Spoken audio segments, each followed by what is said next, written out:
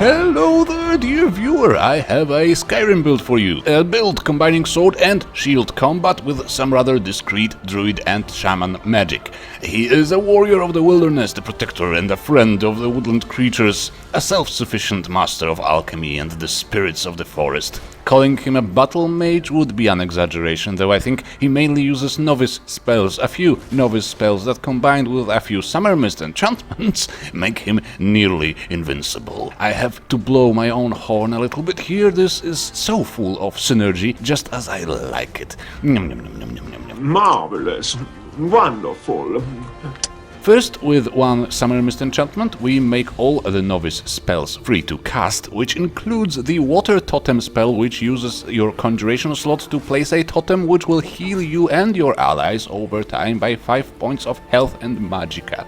This is topped with the vanilla lady stone to get some more magicka regeneration and some stamina regeneration. This can be greatly improved with alchemy, which we will put some perk points in. The health regeneration of your animal companion will be greatly increased by restoration perks and one Sumermyst enchantment, which means your animal companion is likely to be a frost troll who has some natural inborn health regeneration. In the end, your troll friend will be effectively immortal when close both to you and your water totem. But that's just the magic side of the build. When it comes to the warrior part, we have a lot of stagger, just so much stagger. Your block perks will stagger attacking enemies, your heavy armor perks will stagger attacking enemies, the force enchantment on your necklace will greatly increase the chance of you staggering them with power attacks and bashes. Then on our weapon we place the shifting earth enchantment, which creates a rock spike underneath the staggered enemies on hit, launching them up and away, essentially incapacitating them. With high enough enchanting, you will get almost 90% chance for the rock spike to trigger with every single hit. Then, because we only use low-level spells and most essential ones will be free to cast, we can completely forego increasing magicka. The Intuitive Magic Enchantment you need to pull this off can be bought from the College of Winterhold Mages at any level, so the magic synergy will become available very early in the game with no cost whatsoever to your effectiveness as a warrior. Well, at the cost of an item slot, to be fair. Finally, since we want to stay close to the water totem, so we remain more or less stationary, we will need to get the magnet enchantment, which will drag enemies towards us every 30 seconds. Because this enchantment can sometimes create more problems than benefits, you may find yourself surrounded by all the Draugr overlords of doom in the room. Don't use it until you have at least one word of the Cyclone Shout. From there, your combat style gets a little bit weird. When entering a new room or area, you place your water totem, you stand still and wait for all the nearby enemies to be dragged towards you. Then you shout, sending all of them up and down to the ground. Then you can either destroy them when they are helpless, or you can buff yourself with some spells before they can stand up. Magnet enchantment fires every 30 seconds. The cooldown time of the one-word cyclone is also 30 seconds. Nice and neat. The build has forced me to play on legendary difficulty, and the challenge was present only in the situations of being surrounded by a lot of high-level spellcasters, which in vanilla happens like twice, maybe? Still, nothing you can't fix with some good potions. But let's have a look at the details. For the mods, I limited myself to what was truly essential to make the idea come true, so Vokrii, Sumermyst and Triumvirate. If you don't want to invest in all the crafting, you may also need honed metal. Some Odin and Apocalypse spells could be extremely useful, but really we don't need much more power here, we truly don't. I also wear the Silver Hand Mantle from the Immersive armors, but that's purely aesthetic, and I have Morningstar installed to get a small chance to absorb spells all the time, instead of a 50% chance once a day. It doesn't really change that much and is by no means essential to the build. As mentioned, our standing stone is the Lady, it fits perfectly, no mods needed here either. For the attributes, 2 points of health per 1 point of stamina will be enough. You want sprint and you only want to power attack sometimes. Mostly though you want the normal attacks against staggered enemies so that you get a roll on Shifting Earth enchantment a bit more frequently. As mentioned, no magicka investment is needed. For the race I went with a Breton. I couldn't fit a lot of magical protection into the item slots and I thought a character like this is likely to be a Reachman perhaps? We have quite a broad range of skills to perk, but only a few to really focus on. In one-handed, we need all the axe perks and Victory Rush to get some stamina on kills. On the right-hand side, you only need to go up to Furious Strength. Granted, the Crater Maker is fun and powerful, but given our unique combat style, most of our power attacks will be done when standing, and you will have a few other ways of dropping people to the ground regardless. Only take the Crater Maker when you are already done with your other key skills. You can safely skip all the other power attack perks.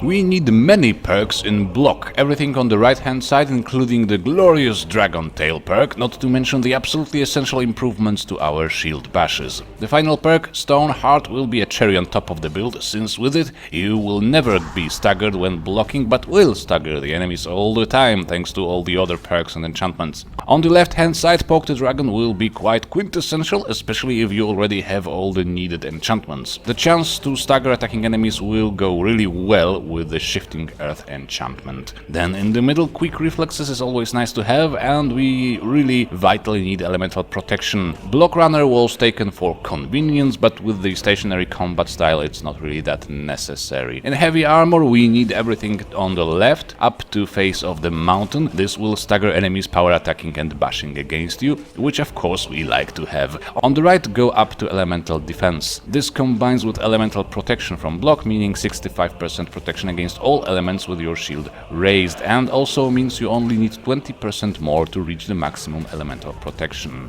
It is not that easy to find heavy armor that would suit this character concept, so I ended up perking smithing to craft the Dragon Plate armor. The build will still work well with unperked smithing, but if you want to craft the armor, go the fastest route for the Dragon Smithing in the smithing skill. And the skill can be made legendary after the armor is crafted and improved. In enchanting, only go for armor and weapon enchanter perks. Nothing else will be truly needed. An extra effect would be a true overkill. Just don't do it. Don't go there. That would drain the fun out of your game. Likewise, in alchemy, we need only 3 perk points to increase the effectiveness of beneficial potions, and most importantly, stimulants to increase our magicka and stamina regeneration even further when under the influence of a potion. Well, okay, stimulants is also an overkill here. I just couldn't resist. Okay, the perk was looking at me, not my fault. I know what people think about perking all the crafting skills, but hey, at least there is no double enchantments and the Dragon Plate is mainly for the looks. You can go with unperked smithing and the steel plate armor or something like that, and the build will still rock. It's not that bad. It's okay. It's not as bad as you think. It's not that big of a deal. Oh, okay. Then for the magic skills, we need a few perks in restoration, namely Mastery, both ranks of Inspire, to heal our wild companion passively, and both ranks of Inner Light for increased magicka regeneration. Then in Alteration and in Conjuration, we only need the Mastery perks. Only take them if you want to include some higher level spells and your skill value already reduced their cost substantially. And last but not least, for our overpowered animal companion, we will need 3 perks in speech, both for flavor and for the combat style. The speak with the animals perk will be rather essential, so take it as soon as you reach 40 in the skill. There is a lot of animals to consider as your companion. Bears are tanky and fun, but they may get stuck in corridors and such. They are rather thick, so get a bear mainly if you plan to travel outside for a longer time. Saber cats, very nice to have. They are fast both in movement and attack rate, which stacks nicely with the bonus to movement speed from the Beastmaster perk. Wonderful for clearing out bandits a little bit faster.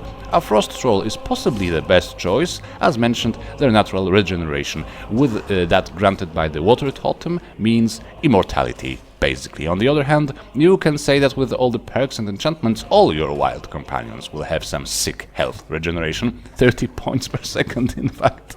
when close to both you and the water totem. Okay, now for the gear and enchantments, the effects are as follows. Fortify one-handed on boots and gauntlets, magnet on the chest piece, intuitive magic on your head, force on your necklace, area restore health on the ring, quake on your shield, and shifting earth on your axe. The choices here have already been explained, so no point in repeating myself. If you go against some super powerful warlocks, you may replace one fortify one-handed on your boots, for example, with reactive barrier. All your key spells come from the Triumvirate mod, which I can't believe I waited so long to try out. Early on, the Totem of Water, Visions of Opportunity, and Spirit of the Oak will cost you no magicka and will support your combat style very well. The Totem will increase your regeneration, Visions of Opportunity will decrease armor and magic resistance of nearby foes, which stacks with a slightly more advanced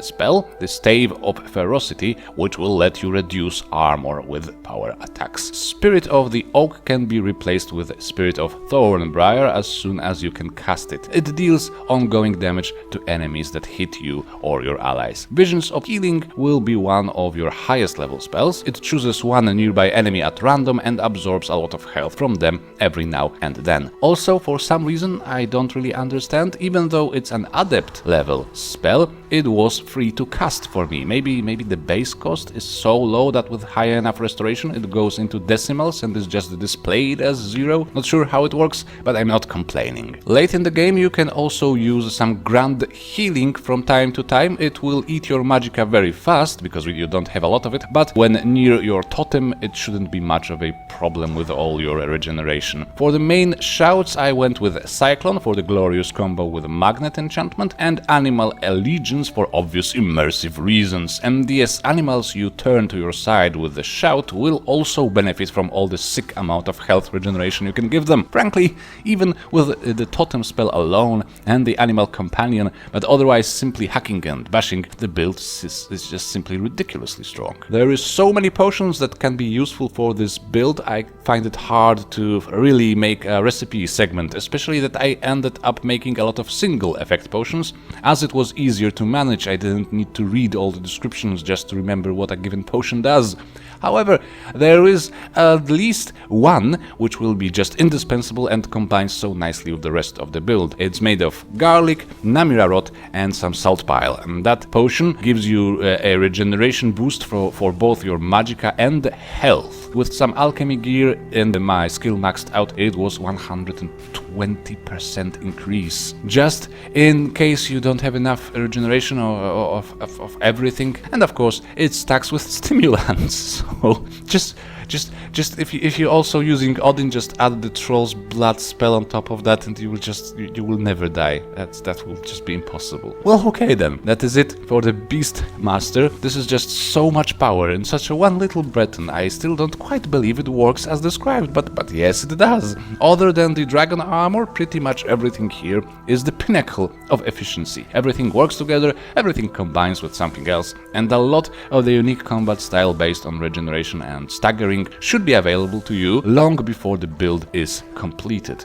If anyone plays this in a proper playthrough without speeding up the progress, and maybe with some other mods, I will be really interested to hear how it goes for you, because this build is really something I did not expect to be this good. Maybe you will detect at least some major weakness. Well, there is some grind involved, I guess it can count as a weakness, but even that is fairly limited for a crafting build. Right guys, right, that's it. Thanks a lot for watching. Remember to leave a like, subscribe if you are not subscribed yet. Why aren't you? Just click subscribe button, leave a comment, and we shall see each other again.